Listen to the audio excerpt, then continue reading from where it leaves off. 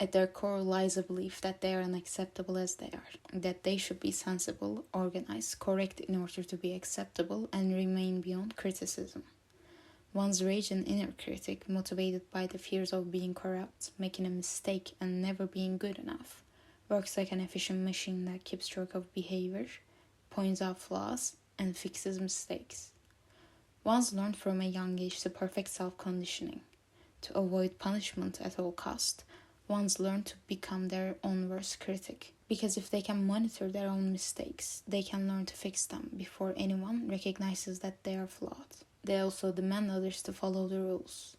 They exist for a reason, but the truth is those set of rules that they torment themselves with and demand others to follow are usually just what they think is right. Contradiction starts when they don't come from an objective standpoint.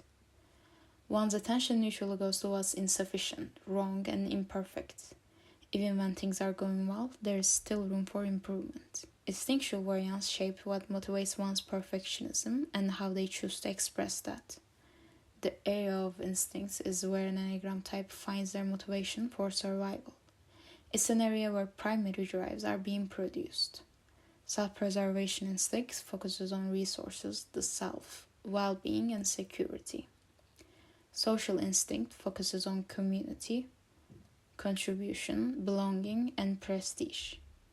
Sexual instinct focuses on the ideal, attraction, intensity, and bonding. The subtype of 1 is known as the true perfectionist of the Enneagram. Motivated by the priorities of self-preservation, their alertness is directed inwards and focuses on perfecting practicality. To optimize the balance of their inner world, they worry a lot about what might potentially harm it. Matter of fact, they are the most anxious of the ones, always focused on mistakes, very critical of them too, always focused on what might go wrong. Because if there's chaos in their life, they're the only ones responsible for it. Behind their controlling nature lies their guilt, and one's guilt is repressed in the subtype. This eventually leads to repressed anger. Anger is dangerous, immoral, so they hide it. Internally, they carry this tormenting tension of it. But because they hide it, externally, they're one of the nicest, kindest, and morally right people that you'll ever meet. Structure is essential in their lives. Their routines, health, their diets and exercises, their jobs and finances. They all should work perfectly. And it usually does for them. After all, a life full of trying to prevent mistakes and learning from them will eventually lead them to the right way of doing things. At their best, they have learned to loosen their grip.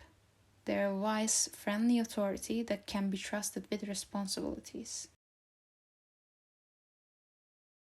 Social ones, just like other ones, possess high standards, integrity, and the wisdom of doing things the right way. Social instinct narrows down the focus and the energy output to becoming an ethical conduct for others. And an example of intellect, they are the 5-ish ones.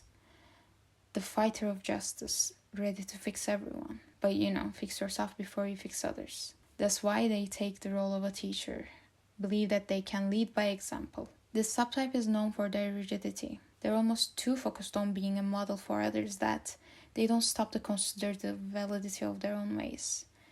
They think that their place in society is to fix moral mistakes. They believe that they're a representation of society's objective values, and even ready to sacrifice themselves for the greater good. Their ways, however, might be too old-fashioned, or simply just shouldn't apply to every situation. They can get highly judgmental if others don't conform to social one's standards. Unlike the self-preservation one's warmth, anger manifests itself in social ones as rigidity and an unconscious need for superiority. They appear cool and introverted, authoritarian still, like a shadow behind you counting your every single mistakes, judging you quietly from the side. This emotional distance helps them mask their repressed anger and loneliness. At their best, they are generous, vulnerable, and approachable role models. A fair social fighter that won't get easily corrupt. They're open-minded to different rules and ideas, and not afraid to show weakness. Unlike other ones, instead of focusing on perfecting themselves, They direct their ideals towards others. This counter-type of 1 expresses sexual instinct in a direct and impactful way to reform others. This is the 8-ish one. Because they have high standards for everyone, they think that they are entitled to being aggressive and confrontational against what's wrong and imperfect. They feel entitled to high-cultured, meaningful, and sophisticated pleasures themselves. They want others to adopt this vision as well. They want to transform others according to it. They are characterized by a tendency to turn loved ones into projects. The name jealousy comes from their desire to improve others, coherent to the high standards they have for them. They are jealous of the ideal that their loved ones struggle or even resist to become. Jealousy is continued monitoring and protectiveness over their relationships. Their anger is passionately and intensely embraced. This fuels their sense of purpose. And their purpose is to find the perfect match, a perfect bond, and to help society reach its potential. Because they are great at noticing what people are capable of and more than willing to push you and support you on this way. At their best, they are capable of inspiring growth and change.